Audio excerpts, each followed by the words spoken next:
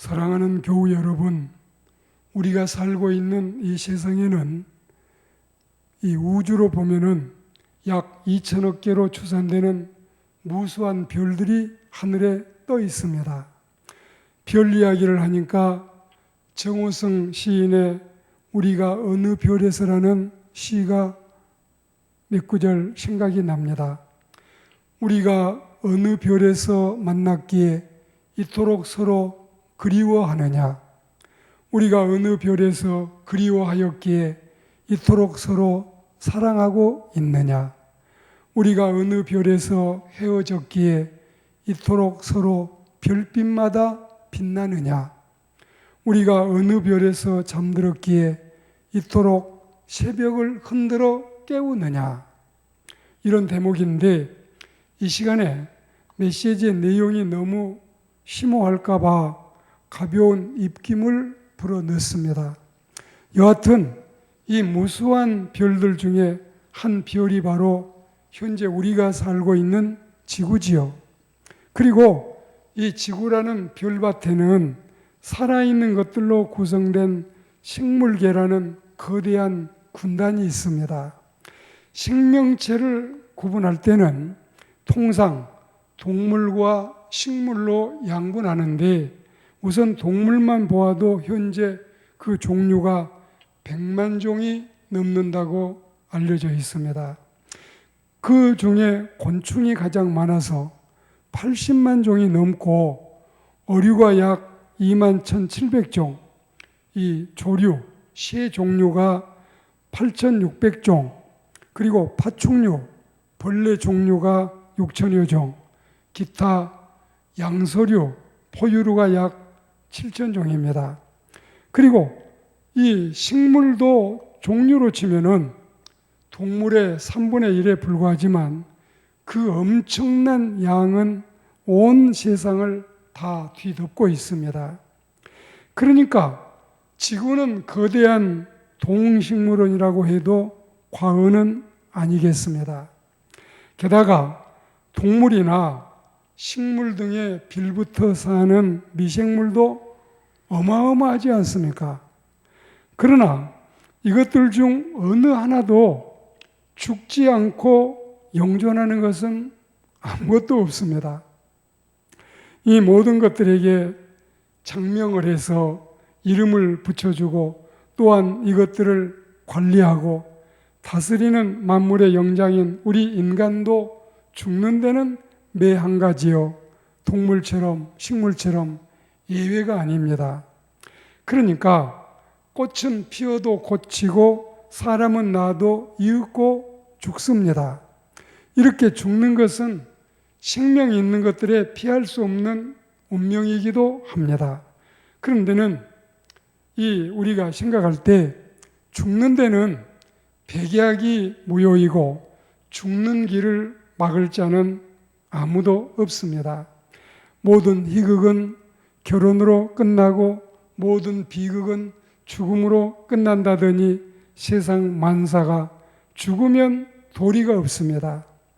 이렇게 소멸이나 또 죽음 문제가 대두될 때 물론 영적인 인격을 갖추지 못한 동물들이야 혹은 식물이나 미생물들이야 나아서 존재하다가 죽는 일이 번민거리가 될 수 없지만 문제는 영혼을 사모하는 생명체로 태어난 우리 인간에게 있습니다.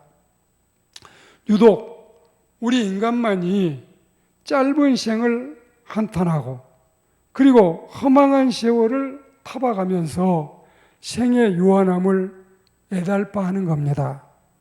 여러분 어떻습니까? 여러분께서도 다 같은 한마음이시지요? 손으로 손을 만져보고 살갗도 어디 한번 어루만져 보세. 한번 만져보세. 이 몸이 한 번은 멈춘다니 말입니다. 지금은 이렇게 움직이고 살아있고 또 내 몸이라고 아끼고 여러분이 살피고 하는데 이렇게 우리 인생의 목숨까지도 한 번 죽는 것은 정해진 것이고 그 후에는 심판이 있다 했으니 생로병사의 멍에는 인간 모두에게도 제외가 없습니다. 인간은 죽습니다. 반드시 죽습니다. 언제 죽을지 모르고 곧 죽습니다. 이렇게 옥죄고 들어오니 가슴이 참 답답하게 느껴지지요. 가슴이 답답함을 우리가 참 경험하게 되지요. 그러면 죽음은 모든 경영의 끝장인가? 연극이나 영화를 만들고 글을 써서 책을 피워내는 작가들이 모든 역사의 종결을 주인의 죽음으로 매듭을 하고 있지 않습니까? 모든 상황의 끝, 모든 비극의 결말, 모든 역사의 종결을 그 주인공의 죽음으로 끝내는 이유가 어디에 있을까요? 이는 다름 아니라 죽음을 모든 인간 경영의 끝장으로 생각하고 그렇게 살아오고 있기 때문에 그렇습니다. 과연 죽음이란 모든 생명이 있는 것들의 끝마당인가? 그렇습니다. 단순히 형식적으로만 보면 어디까지나 그것은 사실입니다. 이는 또한 자신의 체력이나 지력이나 금력이나 권력만 믿고 교만하게 살아온 무례한 인간들에게는 상당히 교훈적인 결론입니다. 부질없는 자신의 육체만 믿거나 현실과 세상만을 추구하는 어리석은 인간들에게 있어서는 그야말로 뼈아픈 경종이요 정신이 번쩍 나는 심오한 교훈이 아닐 수 없습니다. 이와는 달리 영적이고 진리적인 측면에서 본다면 그것은 결코 또 사실이 아닙니다. 여기 성경을 보십시오. 24절 말씀에 내가 진실로 너희에게 이르노니 내 말을 듣고 또 나 보내신 이를 믿는 자는 영생을 얻었고 심판에 이르지 아니하나니 사망에서 생명으로 옮겼느니라. 그리고 25절 말씀에 진실로 너희에게 이르노니 죽은 자들이 하나님의 아들의 음성을 들을 때가 오나니 곧 이때라. 듣는 자는 살아나리라. 이렇게 말씀하지 않으셨겠어요?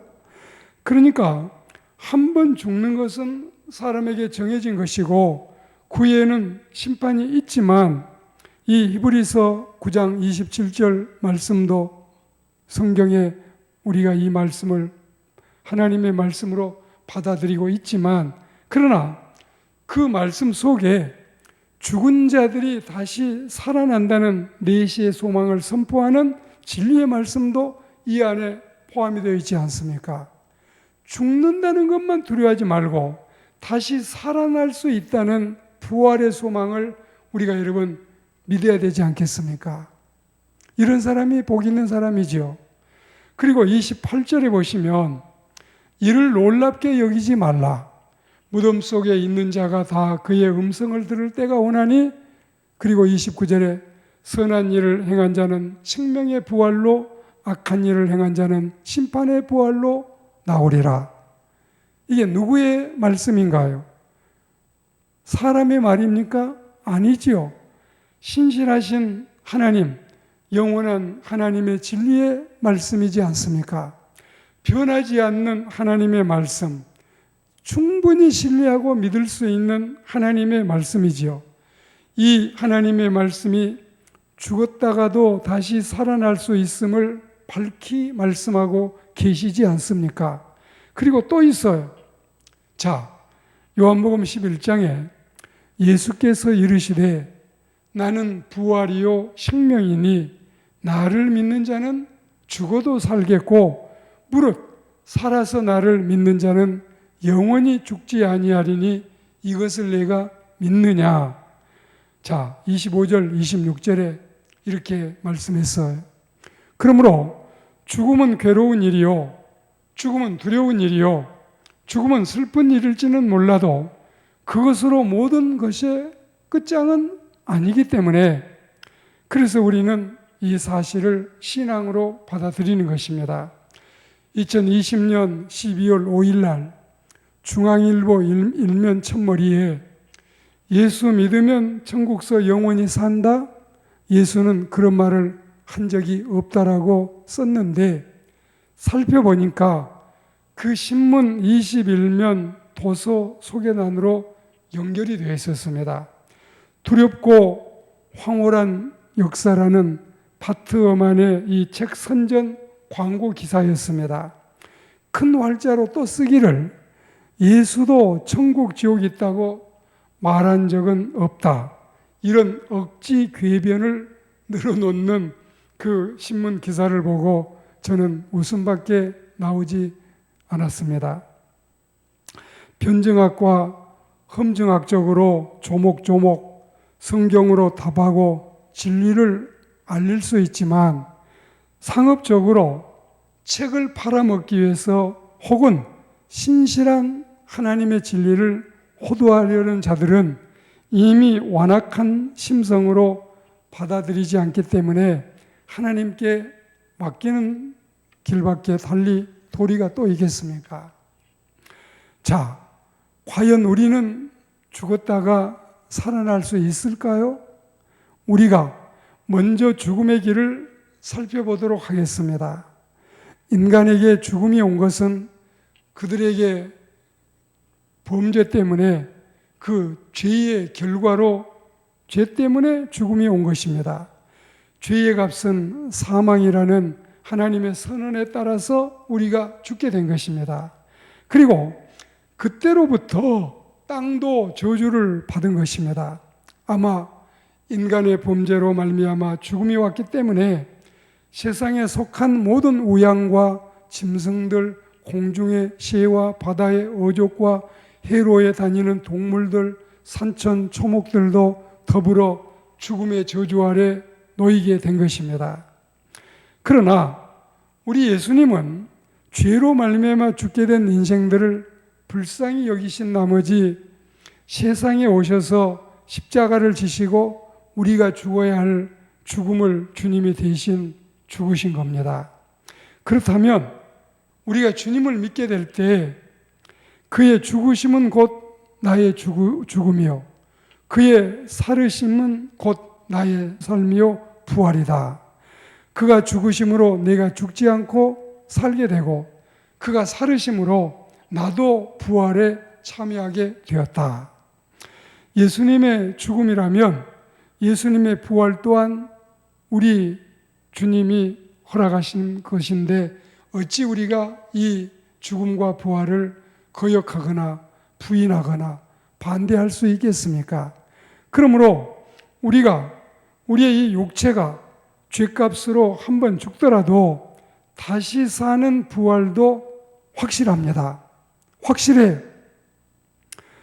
예수 그리스도의 부활은 당신 한 분의 부활로 그치는 것이 아니라 예수 그리스도를 믿는 모든 자들의 부활이니 이 얼마나 위대한 소망입니까? 인간의 가장 무서운 적인 죽음과 맞서 대치하고 있는 인간들과 어떤 절망 가운데 처한 자라도 예수 그리스도의 부활을 바라보고 예수 그리스도의 부활을 소망하고 믿기만 한다면 그때 우리도 주님처럼 부활할 것이기 때문에 이건 최대의 승리가 아닐 수 없습니다. 제가 지금 여러분 제 자신의 이야기를 한 건 아니지요. 사람들의 이야기를 말하는 것도 아니지요. 제 이야기는 여러분이 믿기가 어렵지요. 사람들의 말을 전해도 여러분이 믿을 수 없지요. 그러나 하나님의 말씀, 신실하신 하나님의 말씀인데 우리가 못 믿을 게 뭐 있으며 또 의심날 게 뭐가 있습니까? 주님의 이 죽음에 대한 부활은 생명의 승리요, 사탄에 대한 주님의 승리요, 세상에 대한 천국의 승리죠. 이런 승리가 또 어디에 있겠습니까? 오늘 본문 말씀은 최고의 복음입니다. 죽은 자들이 다시 살아난다는 복음, 부활도 두 가지가 있다는 사실, 하나님을 믿지 않고 예수 그리스도의 보혈의 은혜가 없는 자들의 심판받을 부활, 하나님을 믿고 예수님의 보혈로 씻김받은 자들의 생명의 부활, 무덤 속에서 지금 쿨쿨 잠자고 있는 모든 인생들, 이미 백골이 진토가 되어 흙의 일부분이 되어버린 많은 이 죽은 사자들, 그리고 수많은 세월 전에 떠나간 고대의 석기시대나 철기시대의 사람들, 메소포타미아 문명, 오스만 제국 사람들 등등 동서고금의 모든 시대 사람들이 다시 깨어나게 된다는 성경의 말씀입니다. 장차 부활은 믿는 자들 뿐만이 아니라 믿지 않는 불신자들도 부활하는데, 부활은 부활을 하지만 종류는 생명의 부활이냐 심판의 부활이냐로 갈리게 되는 겁니다. 오늘 말씀을 맺습니다. 요한계시록 20장 13절 말씀에도 바다가 그 가운데서 죽은 자들을 내주고 또 사망과 음부도 그 가운데서 죽은 자들을 내주매 각 사람이 자기의 행위대로 심판을 받고 이렇게 말씀했습니다. 모든 산자들이요, 그래서 인간은 죽음을 예견하고 살아야 되겠고, 그리고 죽음으로 인해서 가족과 헤어졌거나 자신의 죽음을 내다보고 두려워하는 자들이 있다면 영원한 천국에서 우리 다시 만나 영생을 누리자고 확신을 가지고 인생을 살아야 되겠습니다. 빛나는 소망을 갖고 부활의 소망으로 살아야 되겠습니다. 정치의 권력자가 아니며 기업의 성공자가 못 되어도, 전쟁의 승리자도 아니요 물질의 부여자는 아니어도 부활의 신앙과 구원의 확신만 있다면 우리 모두는 죽어도 다시 살고 영원한 하늘나라에서 생명수를 마시고 생명과일을 따먹고 또 생명나무 그늘에서 쉼을 누리는 이 은총을 얻게 됩니다. 이 은혜와 이 믿음과 이 복이 우리 모두의 차지가 되기를 주의 이름으로 권면합니다.